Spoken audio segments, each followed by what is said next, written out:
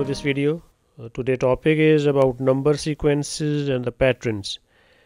Basically these are two different topics. So in this video we will discuss the number sequences और जो next video होगी that will be about the patterns. Okay जी, जब भी question आपको आता है सीक्वेंसेस का तो फर्स्ट ऑफ ऑल आपने उसको एनालाइज करना होता है कि किस टाइप की ये सीक्वेंस है.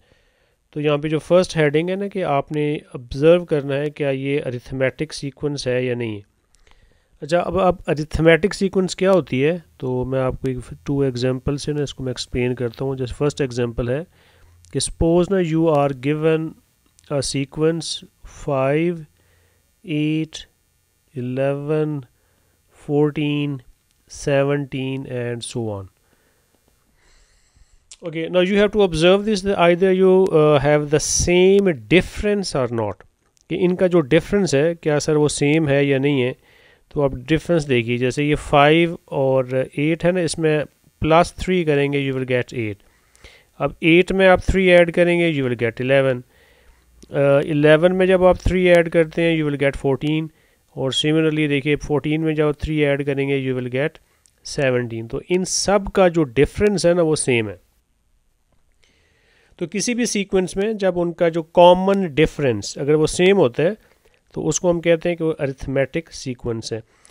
अच्छा, अब इसका जो क्वेश्चन है वो नॉर्मली आपसे बोलते हैं फाइंड दी nth टर्म. ठीक है, ये आपसे क्वेश्चन करता है जी कि फाइंड दी nth टर्म. अब nth टर्म नॉर्मली क्या होता है कि इसका फार्मूला होता है जो आपने यहाँ पे लिखना होता है. तो अब देखिए जब अरिथमेटिक सीक्वेंस है ना, इसका एक फार्मूला है जो मैं लिख रहा हूँ वो है a + n - 1 × d. ठीक है, a + n - 1 × d है. अब a क्या होती है, ये फर्स्ट टर्म है. a जो है किसी भी सीक्वेंस की, याद रखिएगा ये आपकी होती है फर्स्ट टर्म. ठीक है, फर्स्ट टर्म है. और ये जो d है ना ये होता है डिफरेंस. ठीक है, जिसको हम बोलते हैं कॉमन डिफरेंस. कि हमारी सीक्वेंस में कौन सा जो डिफरेंस है वो है. जैसे यहाँ पे +3 है तो यहाँ पे d जो है वो 3 है. और जो n होता है ना ये नंबर ऑफ टर्म्स होती हैं ये वाली. ठीक है, नंबर ऑफ टर्म्स हैं ये. तो a + n - 1 × d है. अब देखिए ज़रा इसी एग्जांपल को आप इसका हम फार्मूला बनाते हैं. तो a देखिए 5 है. ठीक है, तो यहाँ पे पुट कर लें 5 प्लस अब n नंबर ऑफ टर्म्स हैं तो चूँकि ये इन्फिनिट सीक्वेंस है तो n तो वैसे ही रहेगा. -1 भी ऐसे लिखें. और d क्या है वो हमारा है 3 है. अच्छा, d को ना फाइंड करने का एक रूल भी है, वो यहाँ पे मैं लिख देता हूँ कि d में ये होता है कि आप करते क्या है कि नेक्स्ट माइनस प्रीवियस, ये इसका रूल होता है. Next term minus previous term. ठीक है, तो कोई भी 2 कंसेक्यूटिव टर्म्स ले लें और इसमें उसको पुट कर दें. जैसे नेक्स्ट फर्स्ट 2 ही नॉर्मली आप लेते हैं. तो नेक्स्ट जैसे 8 है और प्रीवियस जो है ना ये आपका 5 है. तो ये ऐसे d आप ना फाइंड कर सकते हैं. तो d पॉजिटिव भी हो सकता है, d नेगेटिव भी हो सकता है. ओके जी, अब जस्ट सिंप्लीफाई, यहाँ पे d की वैल्यू जो है वो आपकी 3 है. ठीक है, तो इस फार्मूले में पुट कर दिया. अब just simplify and get your answer. तो यू विल हैव 3n - 3 है तो 5 - 3 करेंगे तो you will have 2. So 3n + 2 जो है this is the nth term of this sequence. अब nth टर्म अगेन रिपीट किया है, ये उसका फार्मूला होता है कि जो इस सीक्वेंस को सेटिस्फाई करता है. अब इसमें आप n1 पुट कर लें. n1 पुट करेंगे यू विल गेट 5. ठीक है, फर्स्ट टर्म 5 है. n को 2 पुट करेंगे यू विल हैव 8. तो सेकंड टर्म आपकी 8 है. तो आप इस तरह इसको आप ना चेक भी कर सकते हैं. अच्छा, एक और एग्जांपल है ताकि आपका ये जो कॉन्सेप्ट है ये क्लियर हो जाए. तो अब देखिए जैसे एग्जांपल नंबर ना 2 है कि if we have another sequence that is 2, 7, 12, 17 और ये सो ऑन. ठीक है, ओके जी. फर्स्ट ऑफ ऑल आप इसका आइडेंटिफाई करें डिफरेंस क्या है. 2 + 5 you will have 7. 7 + 5 you will have 12. तो 12 + 5 करेंगे तो you will have ना 17. इट मीन के सेम डिफरेंस है. तो again it is an arithmetic ना सीक्वेंस है. ओके जी, अब क्वेश्चन विल बी कि राइट इट्स nth टर्म. तो अब nth टर्म का फॉर्मूला पहले लिख लें यहाँ पे कि वो है sir a plus n minus one into D है। अब a क्या है, फर्स्ट टर्म है, ठीक है, फर्स्ट टर्म हमारी 2 है, n माइनस वन तो वैसे ही रहेगा। अब d देखिए क्या है, 7 माइनस 2 है। अब d इज़ इक्वल टू, अब नेक्स्ट जो है ना 7 है और प्रीवियस जो है वो 2 है, तो ये d की वैल्यू 5 है। तो यहाँ पे ज़रा 5 पुट कर लें और जस्ट सिंप्लीफाई, तो 2 प्लस 5n माइनस 5 है, सो 5n माइनस 3 है। तो ये जो है इसका आंसर है, ये इसकी nth टर्म है। तो अब जब भी क्वेश्चन आएगा तो फर्स्ट ऑफ ऑल आपने देखना है कि अरिथमेटिक है, अगर वो अरिथमेटिक है डिफरेंट सेम है तो फिर आपने ये टेक्निक यूज़ करनी।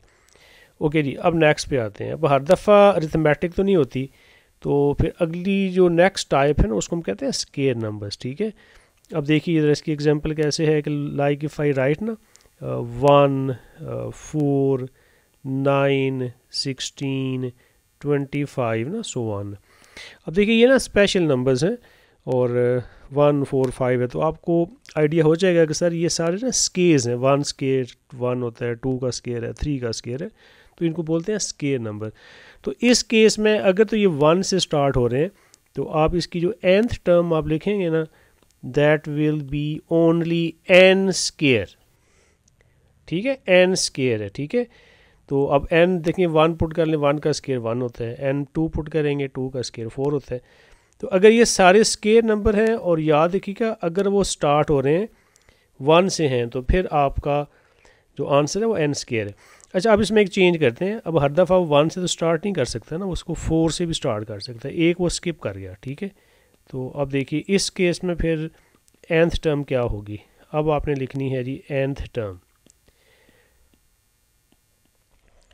तो अब आप ये देखें कि एक टर्म जो है ना 1 उसने आपको स्किप कर दी है, ठीक है।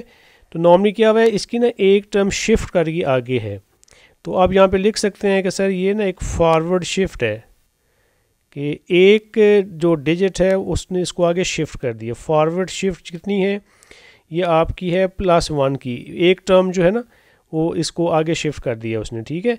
तो उसमें फिर आपकी जो nth टर्म है कि n+1 का स्केयर हो जाएगा, n+1। अगर एक स्किप करेगा तो n+1, ठीक है, एक शिफ्ट उसने आगे कर दिया। अच्छा, अब इसमें एक थर्ड केस भी है, एक और मैं शिफ्ट इसको आगे लेके जा रहा हूँ, जैसे 9 से 9 16 25, ठीक है, 36 ना सो ऑन। तो अब इसकी जो nth टर्म आप लोग लिखेंगे तो वो देखें वो क्या होगी। तो अब इसमें 1 भी नहीं है और फिर क्या है 4 भी नहीं है, ठीक है, फिर भी ये क्या है, ये फिर ये फॉरवर्ड शिफ्ट है और इसके जो फर्स्ट 2 जो नंबर्स हैं ना वो मिस किए हैं उसने। तो आप क्या करेंगे, n+2 का स्केयर कर दें। तो अगर वो 2 कर रहा है, ठीक है, तो n+2 का वो स्केयर है। अच्छा जी, अब इसमें एक और केस भी हो सकता है, ज़रा वो भी हम देख लेते हैं कि सपोज़ वो उसको स्टार्ट ही 0 से करे, अगर 0 है, फिर 1 है, 4 है, 9 16 25 सो ऑन, तो ये भी तो केस बन सकता है कि 0 से स्टार्ट कर ले। तो अब इसमें सिंपल क्या होगा, आपने ज़रा इसको इससे अब कंपेयर करना है कि अगर 1 होगा ना तो फिर ये n स्केयर है। अब वो 1 से भी आप एक डिजिट पीछे लेके जा रहे हो, अब इसकी बैकवर्ड शिफ्ट है, ठीक है, अब बैकवर्ड शिफ्ट है, एक डिजिट बैक पे चला गया। तो इस केस में जो फिर nth टर्म आप लिखोगे तो दैट विल बी n-1 का स्केयर है, ठीक है। ये बैकवर्ड शिफ्ट है कि 1 डिजिट जो है सर ये हमने 1 से 0 कर दिया है, तो दैट्स वाई कि हमने इसको n-1। अगर फॉरवर्ड शिफ्ट होगा ना तो फिर प्लस करते हैं, ठीक है, फॉरवर्ड में प्लस करते हैं। और अगर ये बैकवर्ड शिफ्ट है, ठीक है, बैकवर्ड शिफ्ट है कि 1 से भी पीछे एक नंबर चला गया तो फिर आप यहाँ पे ना माइनस करते हो। और एक चीज़ याद रखिएगा, आप 0 से पीछे नहीं जाएगा, ठीक है, नेगेटिव नहीं होंगी। तो ये आपकी है कि अगर स्केयर नंबर्स होंगे ना तो यहाँ पे मैंने आपको ना 4 केसेस बता दिए। ओके, ये नेक्स्ट जो है दैट दीज नंबर्स आर ना क्यूब नंबर्स हैं।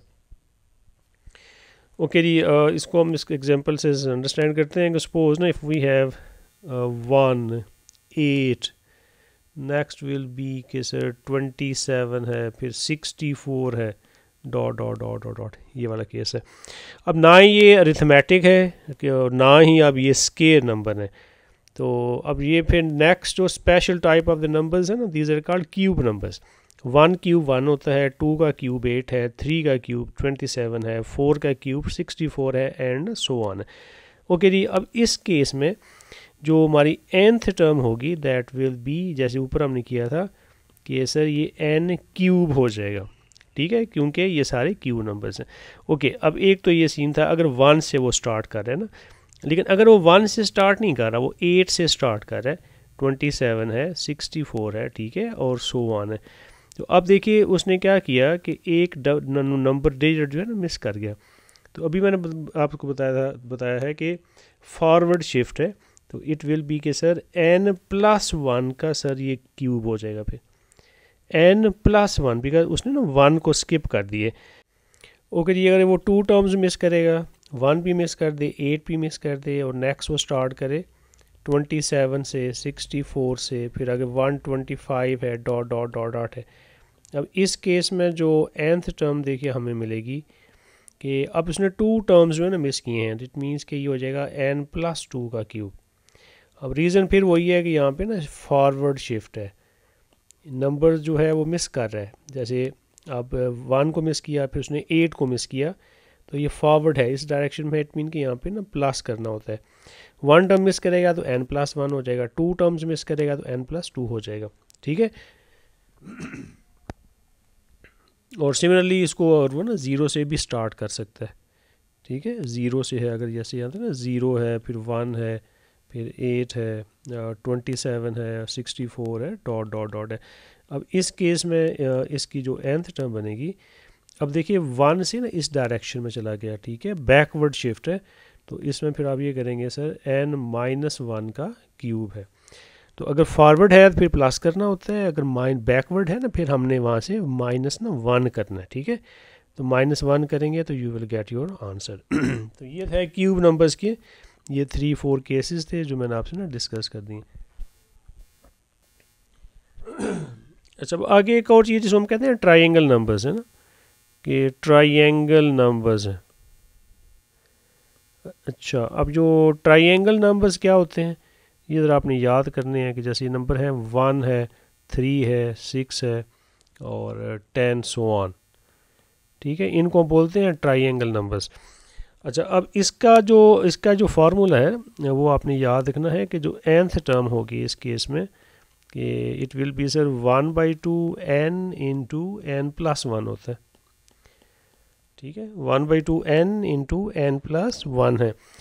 तो अगर ये नंबर्स बस ट्राइंगल नंबर्स हैं, ये फिक्स हैं, ये आपने याद करने हैं, ठीक है, 1 है, 3 है, 6 है। तो अब ट्राइंगल नंबर्स को क्यों बोलते हैं, देखिए 1 तो स्टार्ट होता है, जैसे 3 है तो अगर आप 3 देखो डॉट्स ऐसे लगाओगे ना तो यू विल गेट ट्राइंगल, ठीक हो गया।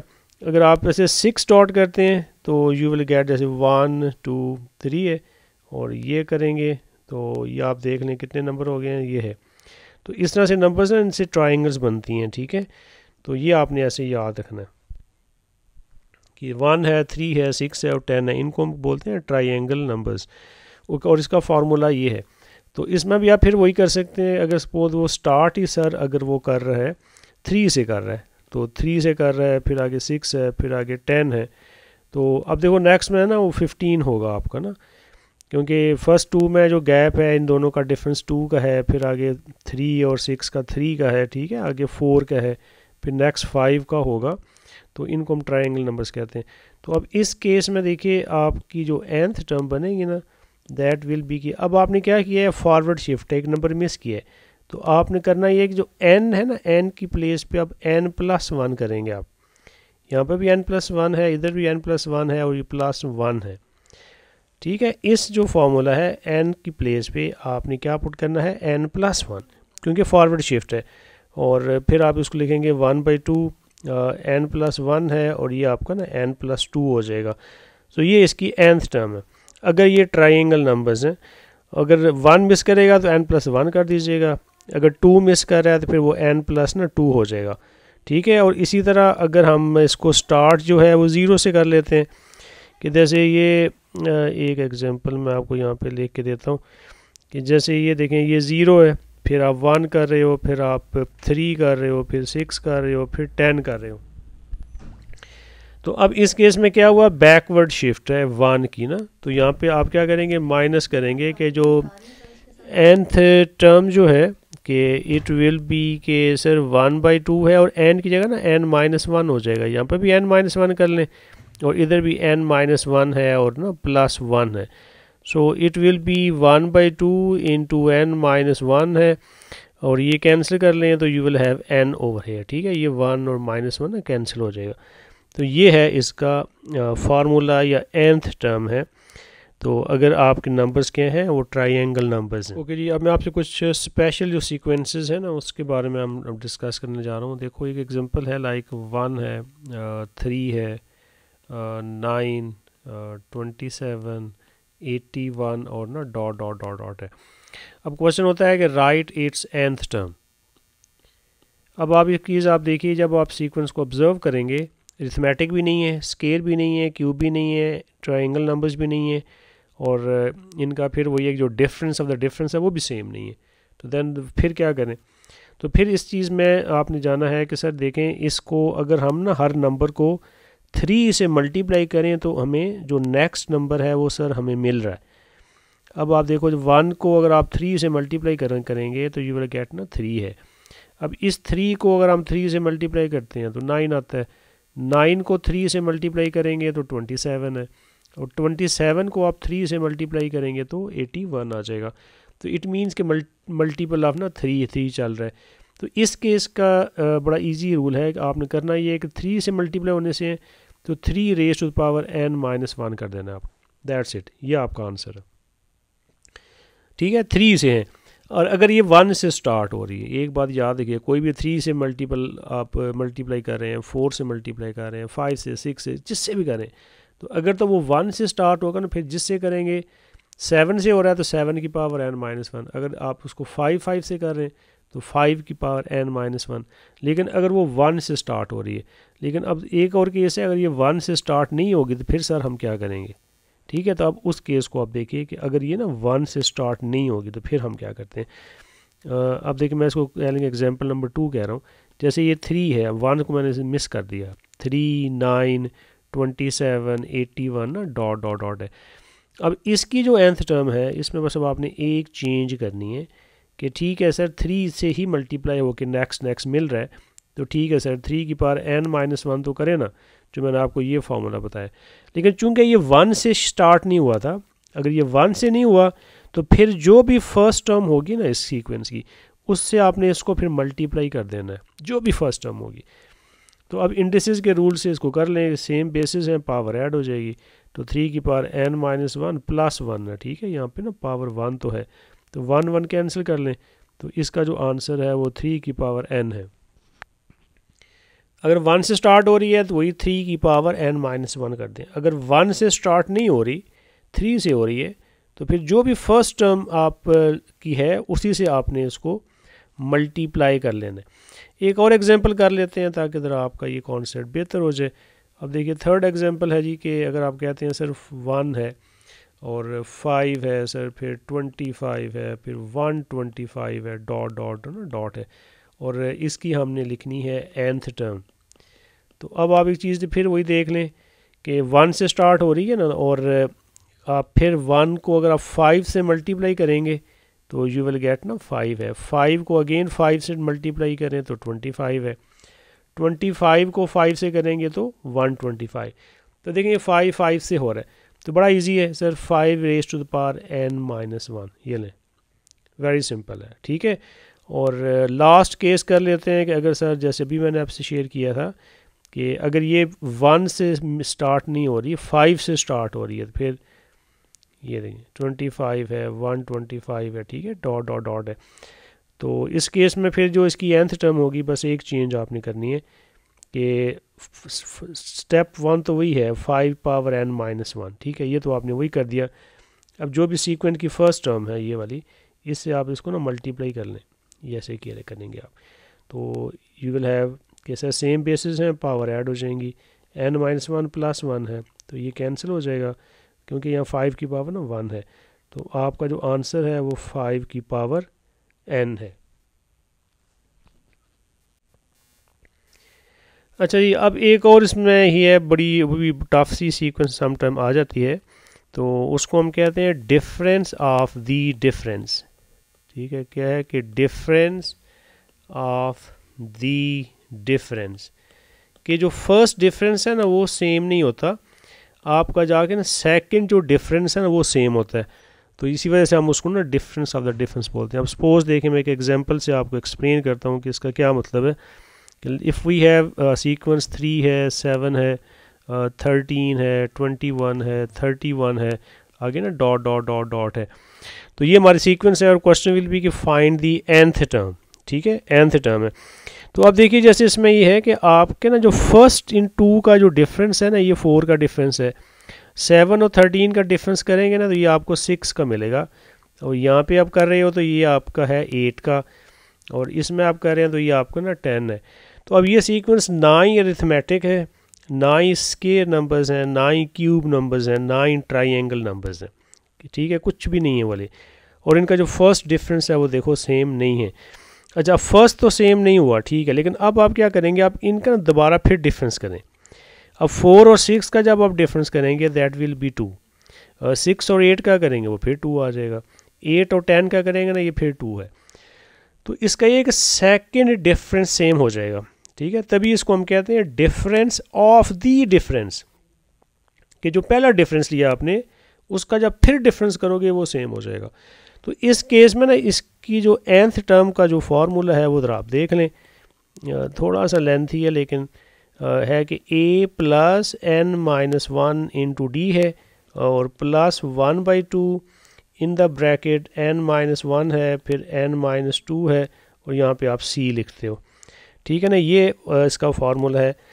अब यहाँ पे कुछ लेटर्स हैं जो मैं आपसे शेयर करता हूँ कि a और ये d और ये सर ये किसके लिए, तो ज़रा अब आपने ये देखने हैं। ठीक है, तो इसमें एक मिनट है जब मैं आपको ये बताने लगा हूँ। ये जो a होता है ना, ये जो फर्स्ट टर्म आपकी सीक्वेंस का होता है ना, ये वाला, ये आपका a होता है। ठीक है, जो d होगा ना, ये जो फर्स्ट टर्म है ये वाली, ये आपका d होता है। और c क्या होता है, ये जो डिफरेंस ऑफ द डिफरेंस होता है ना, ये आपका c होता है।